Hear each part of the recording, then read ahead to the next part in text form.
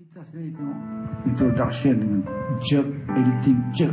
Kejap dia buat diri jadi Frankenstein. Ramli would never again replicate the spectacular success he achieved at the Shaw Studio. Dia orang janji macam-macam, nak kasih dia buat color film, nak buat canggih-canggih lah, cinemascope. Tapi bila dia sampai sini, tak ditepatkan janji, dia dah kecewa. Jadi dia punya creation bila bikin filem dah tak gairah macam di Jalan Ampas. The advent of television, Hollywood, Hong Kong and colour Hindi films sounded the death knell of P. Ramli's attempt to reinvent himself. P. Ramli directed and acted in 18 more films for Merdeka Studio until 1970, including the popular Do Re Mi trilogy. The comedic series was meant to recreate his popular Bujang Lapok characters, but it failed to capture their innocence and lovable ineptitude. Laxmana Do Re Mi was the last film P. Ramli directed for Merdeka Studio. At home, P. Ramli lived happily with Saloma and their 5 adopted children. His only biological son, Nasir, had married and left home at 19. Ramli realized that however dedicated he was to his work, he needed the emotional anchoring that only his family could provide. They meant the world to him.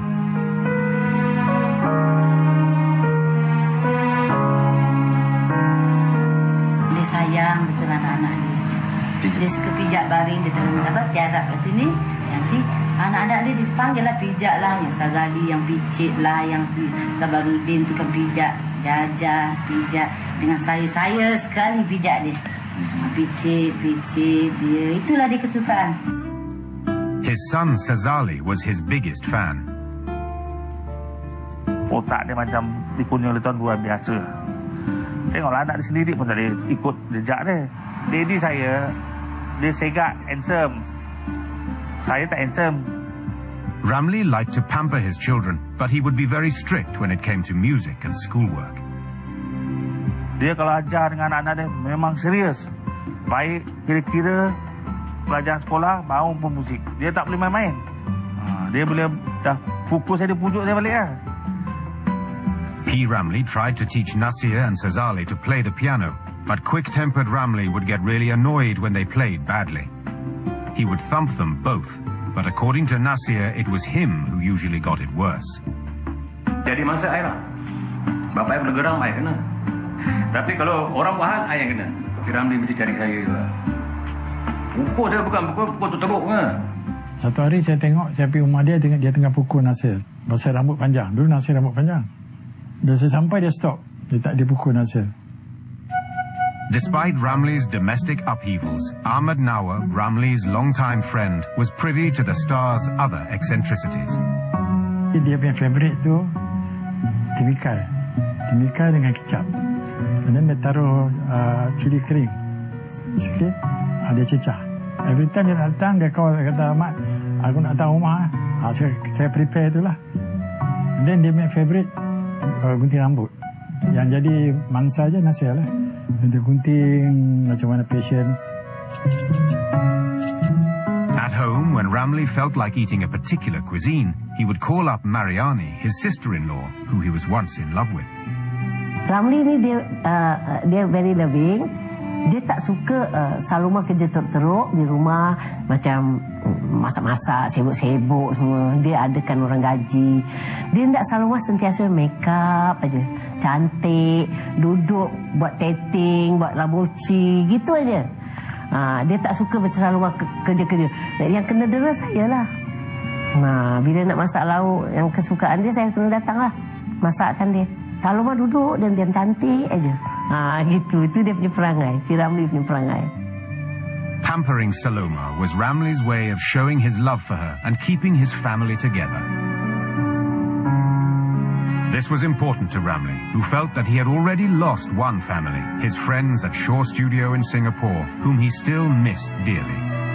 In 1967, after 3 consecutive box office flops since Ramli's departure, Shaw Studio on Jalan Ampas ceased production for good.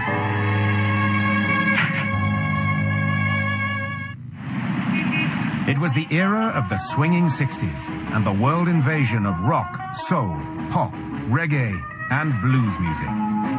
The Bee Gees, the Rolling Stones, the Beatles, and the Supremes all became household names, displacing P. Ramli's brand of music and singing style. And while local pop singers struggled to compete with the new musical craze, P. Ramli remained true to his music. The consequences were disastrous. P. Ramli pernah kena bu di stage di Dewan Bahasa Pusaka. Waktu tu malam 3 Ramli. P. Ramli, A. Ramli, A. Ramli. Saya kameraman. Jadi, bila P. Ramli keluar menyanyi, semua orang bu. Saya tengok waktu pop di stadium, penyanyi Singapura dengan Malaysia, bila penyanyi Malaysia keluar, mesti orang bu. Jadi orang tak suka waktu tu penyanyi tempatan. But these incidents only served to strengthen Ramli's resolve to promote the preservation of traditional Malay music. Lagu-lagu macam lagu joget, orkes combo, lagu-lagu asli, ghazal dan dendang sayang ini tidak pernah dipertandingkan atau dipertunjukkan. Kalau lagu-lagu ini tidak diberi galakan, maka niscaya lagi 10-20 tahun akan datang, lagu ini akan dilupa terus. Dan muzik-muzik dari barat, mereka akan mewakili muzik kita. Masa berjauhan, apa nan dikenang, bila dipahamkan, itulah saya. By this time, P. Ramli's son Nasir was making his own way in the music industry. But Ramli was disappointed at what he saw as Nasir's lack of music and acting skills. It was a sensitive subject that often left them on non-speaking terms. Nasir lamented having to live up to public expectations of him as P. Ramli's son whenever he performed. Yang beban satu je, bila ada show orang panggil nyanyi, orang mesti compare. Oh, tak macam bapak dia pun. Why should I nyanyi style I? Bukan nak ikut Ramli. Tak macam bapak dia lah. Alamak, I sakit hati dengan apa.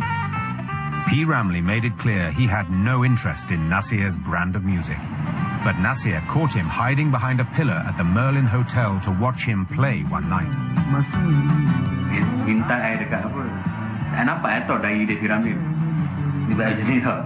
I buat jadi jam dengan baru nak baik tu.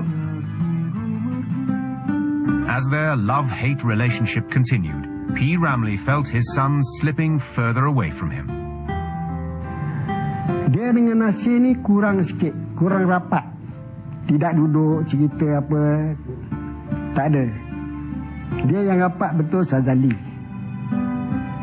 Termasuk bila datang si Zazaloma, dia rapat dengan Zazaloma. Bila datang Sabarudin, dia rapat dengan Sabarudin. Sebab-sebabnya saya tak tahu, kemungkinan mengikut cerita Kasma Buti, Junaidah ni tinggal Nasir begitu aja. Dia tinggal gitu aja dengan P. Ramli. Sekarang P. Ramli nak syuting, tak ada orang nak jaga. Yang jaga ni lepas tu baru dihantar ke Penang. Jadi tak bersama. Sebenarnya Nasir sama bapak dia pun ada clash pasal kahwin aja lah. Tapi ni cerita tak boleh kita terangkan lah.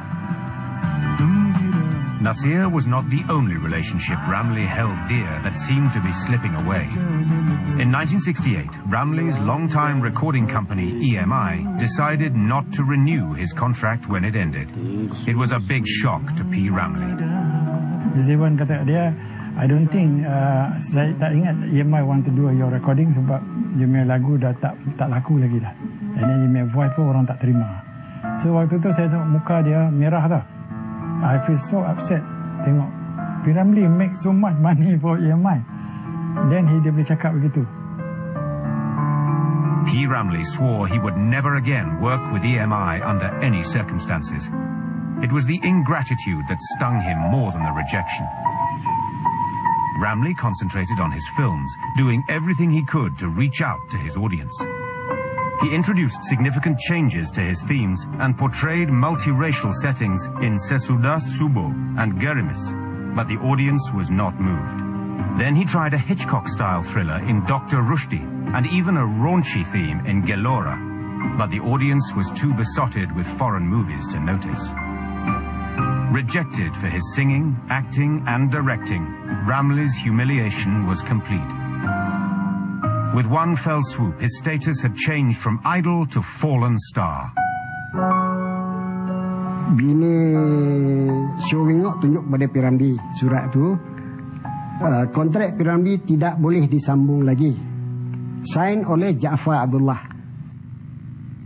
Jafar Abdullah, a Shaw Organization executive, also said in the letter that P. Ramli was a has-been and his movies were no longer selling.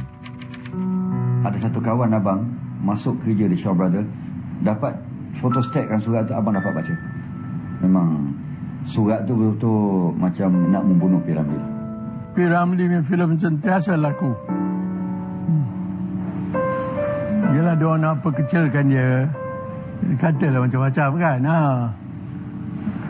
Shaw lah yang start ni. 1972 to 73 were Ramli's darkest days. With hardly any acting, directing, composing or singing jobs offered to him, he was desperate to find the means to support his family.